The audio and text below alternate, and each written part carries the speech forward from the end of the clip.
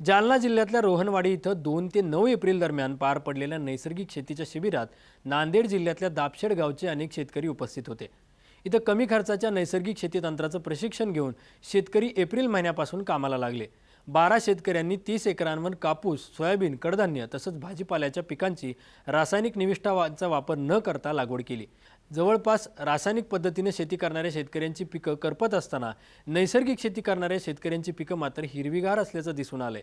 कापूस पिकाची लागवडीचा निर्णय घेतल्यानंतर पूर्ण मशागत ही आपल्या बळीराजा नांगराने करून शेवटच्या पाळीमध्ये एकरी 4 क्विंटल घनजीवामृत टाकलं आणि हे घनजीवामृत गाईचं शेण 100 किलो आणि त्याच्यामध्ये 1 किलो डाळीचं पीठ, 1 किलो गूळ आणि हे त्या शेणामध्ये मिसळून 2 दिवस त्याला खालीवर करून सावलीमध्ये ठेवलं आणि 2 दिवसाच्या नंतर परत त्याला उन्हामध्ये घेऊन त्याला बारीक करून चांगलं सूर्यप्रकाशामध्ये वाळून पोत्यामध्ये भरून ठेवलं आणि याचा वापर केला।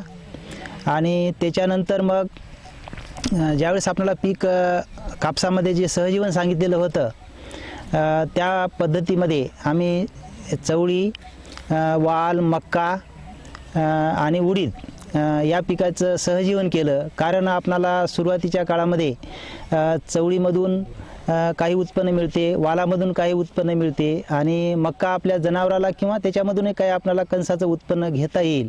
आणि त्यानंतर उडदापासून पण आपल्याला 2-4 क्विंटल 1.5-2 एकरमध्ये सहज मिळू शकतात।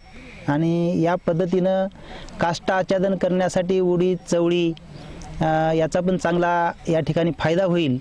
आणि आज जसं पीक जोमानं आहे तशाच पद्धतीनं पीक पूर्ण जो काही कालावधी आहे या सहजीवनामध्ये कापूस येण्याच्या अगोदर यांचं चांगल्या प्रकारे उत्पन्न मिळून जो काही कापूस पिकाचा खर्च आहे तो याच्यावर भागावा आणि मुख्य पीक हे नफा म्हणून राहावं अशा पद्धतीनं जे आम्हाला मार्गदर्शन मिळालं जालना या शिबिरामध्ये त्या पद्धतीनं आम्ही या ठिकाणी तालिका ज्याला आपण जे जंगलामध्ये जे नियोजन असते मोठी झाडं, लहान झाडं, गवत त्या पद्धतीनं या ठिकाणी या कापूस या पिकांना याच्यामधून नत्र मिळेल, स्प्रद मिळेल, पालास मिळेल आणि काष्ट आच्छादन पण चांगल्या प्रकारे करता येईल।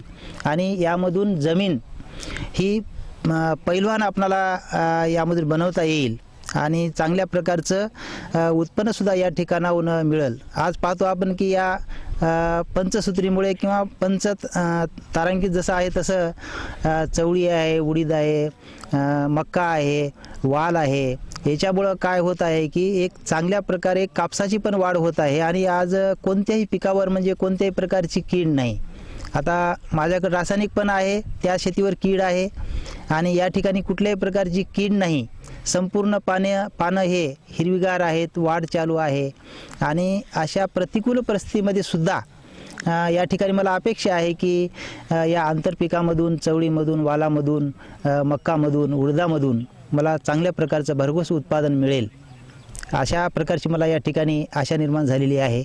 आणि एक जरी पाऊस पडला तरीही आमचं या ठिकाणी जो आंतरपीक आहे, सहजीवन आहे, त्यांचं उत्पन्न निश्चितच चालू होईल। आता वालाला फुलं येत आहेत आणि वालाच्या नंतर चवळीला पण आम्हाला या ठिकाणी चांगल्या प्रकारचं उत्पन्न होईल ही आशा आहे।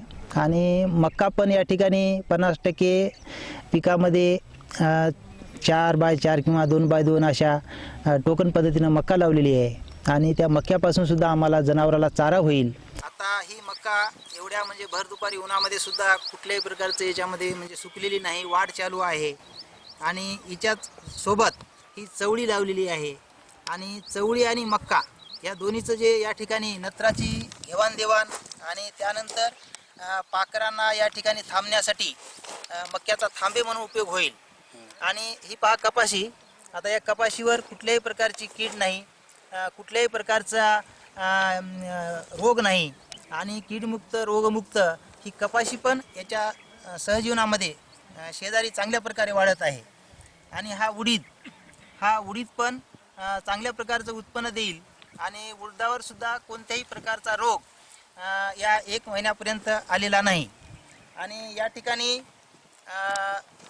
चवळीच्या सोबत इतर वाल आहे, त्याच्यानंतर उडीद आहे, कापूस आहे, मक्का आहे आणि याचा जो सहजीवनाचा जो एकमेकाला नायट्रोजन किंवा इतर जे मूलद्रव्ये पाहिजेत ते या सर्व पिकांना मिळत आहेत.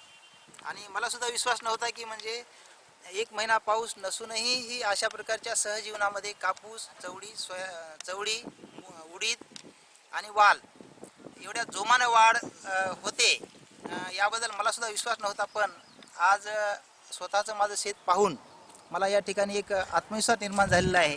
या सर्व पिकाची वाढ जोमानं होत आहे, निरोगी होत आहे आणि प्रतिकूल परिस्थितीमध्ये सुद्धा चांगल्या प्रकारे ही इथपर्यंतचा हा प्रवास मला या ठिकाणी झालेला पाहून आनंद